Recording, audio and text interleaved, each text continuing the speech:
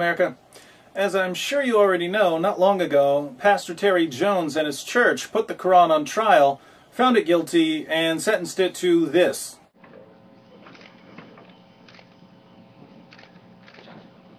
Now, I've said before that I'm against burning books and that I disagree with the actions of Pastor Jones, but that's the great thing about America. We're allowed to disagree. I can say, hey, Pastor Jones, I think book burning is backwards and barbaric. And he can say, too bad, these are desperate times. We're trying to make a point. The reason people can discuss their differences and not kill each other in the United States is that over the past 2 centuries, we've come to respect the free speech rights of all citizens. In countries that haven't learned to respect certain basic freedoms, disagreements often lead to violence and bloodshed, as you can see from the deadly protests in Afghanistan. This is why it's so disturbing that U.S. lawmakers are now apparently looking for ways to limit free speech about Islam. Senator Lindsey Graham recently said this. You know, I wish we could find some way to hold people accountable. Free speech is a great idea, but we're in a war. During World War II, you had limits on what you could say if it would inspire the enemy. Freedom of speech is a great idea, but not if it might lead to problems. As the mighty Patrick Henry said, give me liberty so long as it doesn't offend Muslims. Anytime we can push back here in America against actions like this that put our troops at risk, we ought to do it. The government needs to push back against free speech. Let me see if I've got this straight. The U.S. military and its allies are engaged in Operation Enduring Freedom in Afghanistan. One of the goals of this mission is to bring a lasting democracy to the Afghan people. Let's face it, we're trying to make Afghanistan more like the West, at least in terms of minority rights, women's rights, and so on. But according to Senator Graham, in order to make Afghanistan more like America, we have to make America more like Afghanistan.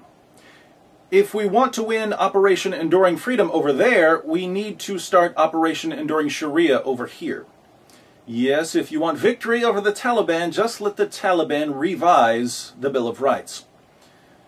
Some people are worried that Senator Graham's plan, if successful, would be the beginning of Sharia in the United States. I hate to be the one to inform everyone, but we've already got Sharia in the United States. And no, I'm not talking about Dearborn, Michigan, where Judge Mark Summers and Judge Michael J. Callahan have ruled that police have probable cause to arrest a Christian, even if the Christian hasn't committed a crime and hasn't been accused of committing a crime. The Fourth Amendment no longer protects Christians from illegal search and seizure in the city of Dearborn. But right now I'm not talking about a single city. Sharia has already replaced part of the Bill of Rights of the U.S. Constitution. Sounds crazy, right? It would sound crazy to me too if I didn't know what I'm about to say. Let's look at a few video clips. Here's Secretary of State Hillary Clinton condemning Quran burning while speaking at a Muslim iftar dinner during Ramadan. I am heartened by the clear, unequivocal condemnation of this disrespectful, disgraceful act. According to President Obama, God is against burning the Quran, and if you pray about it, the angels will tell you. And he says he's praying on it. Yeah, I hope he listens to those better angels. A few days ago, General David Petraeus, commander of the U.S. forces in Afghanistan, condemned Pastor Jones for burning the Holy Quran. We condemn the action of an individual in the United States who burned a Holy Quran. That action was hateful, it was intolerant, and it was extremely disrespectful. So, there you have it, the official position of U.S. leaders on burning a religious text. My question for Secretary of State Clinton and President Obama and General Petraeus is this. Do you think Americans are so dull, ignorant, stupid, slow-witted, and scatterbrained that we forgot about this little incident? Bibles written in Pashto and Dari, the 2 most common Afghan languages. Bibles sent by a church to a U.S. soldier in Afghanistan. Bibles that were later burned by the U.S. government. Who burned the Bibles? A bunch of Muslim radicals? Burned by the U.S. government. Who? A toothless hillbilly straight out of Deliverance? Burned by the U.S. government. The U.S. government? The U.S. government. But I thought only racist, intolerant bigots burned holy books. That's what I've been repeatedly told by the same government that burned these Bibles. It was their best judgment at the time. The best way to deal with it was to destroy them. And I understand that they were burned. Why would the U.S. government burn Bibles? The leadership confiscated these Bibles so they could not be distributed here in Afghanistan. I don't get it. Wouldn't the Muslims of Afghanistan welcome Christian evangelists with open arms on account of Islam being so peaceful and such? A U.S. military spokesman tells CNN that kind of religious outreach could have provoked a violent backlash against Americans in this devoutly Muslim nation. Interesting. You don't burn the Quran, because if you do, Muslims might go on a killing spree. But you do burn the Bible, because if you don't, Muslims might go on a killing spree. Islam has a proud tradition of tolerance. But why burn the Bibles? The decision was made to throw the Bibles away, and in war zones, U.S. troops are required to burn their trash. Ah, now I understand. You had to burn the Bibles because it's military policy to burn garbage. Would you like to know what the military's policy is when it comes to the Quran? I have here a copy of a Department of Defense memorandum distributed at Gitmo, explaining how U.S. soldiers are to handle the Quran if they absolutely must touch a copy. Check out the highlighted portion. Clean gloves will be put on in full view of the detainees prior to handling. 2 hands will be used at all times when handling the Quran in manner signaling respect and reverence. Care should be used so that the right hand is the primary one used to manipulate any part of the Quran due to the cultural association with the left hand. Handle the Quran as if it were a fragile piece of delicate art. The Holy Quran, the Holy Quran, the Holy Quran. According to U.S. government policy, you must handle the Quran with respect and reverence, as if it were a delicate piece of art. But feel free to burn the Bible, because that's just what you do with garbage. If you burn the Quran, the government will condemn your actions. If you burn the Bible, hey, had to be done. What's this mean? It means that the U.S. government has given the Quran a privileged status over all other books.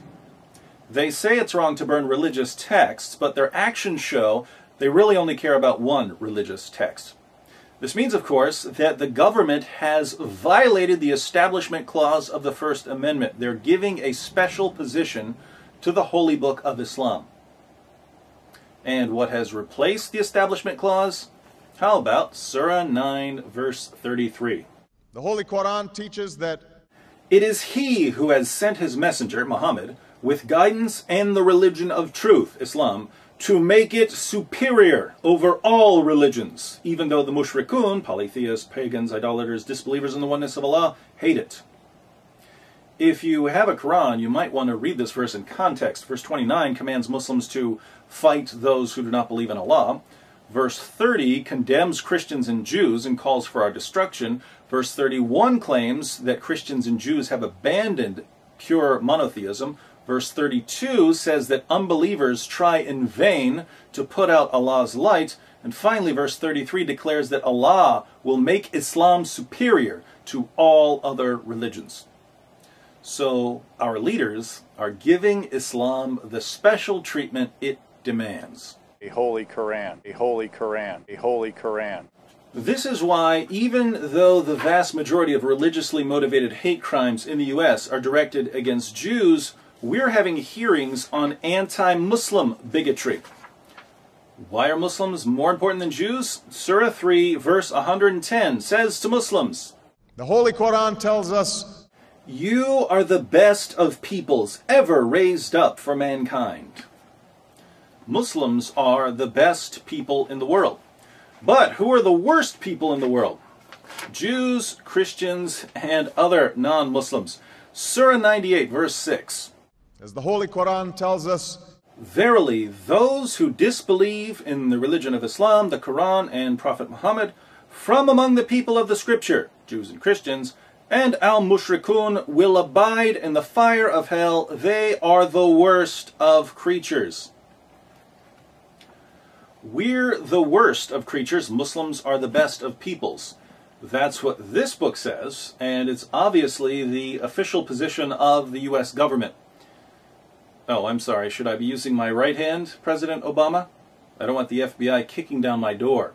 And I consider it part of my responsibility as President of the United States to fight against negative stereotypes of Islam wherever they appear. What Senator Graham is suggesting then isn't that we introduce Sharia into America. We've already done that. He's telling us we should find ways to expand the domain of Sharia. Come on, folks, it's already replaced part of the First Amendment. Why not finish the project and take out the free speech clause too? So, after fighting for our independence from Britain and vowing in the preamble of the Constitution that we would secure the blessings of liberty to ourselves and our posterity, after enduring a bloody war to end slavery and marching for women's rights, after defeating the Nazis and quarantining communism, America dies a quiet death under the knife of political correctness, leaving us with a strange, heterogeneous mixture of dwindling American greatness and Islamic supremacism. It's a brave new world, my friends. Welcome to Shariamerica, where becoming a dhimmi is a citizen's duty. Unless, of course, we decide to fight the power. In order to fight the powers that be.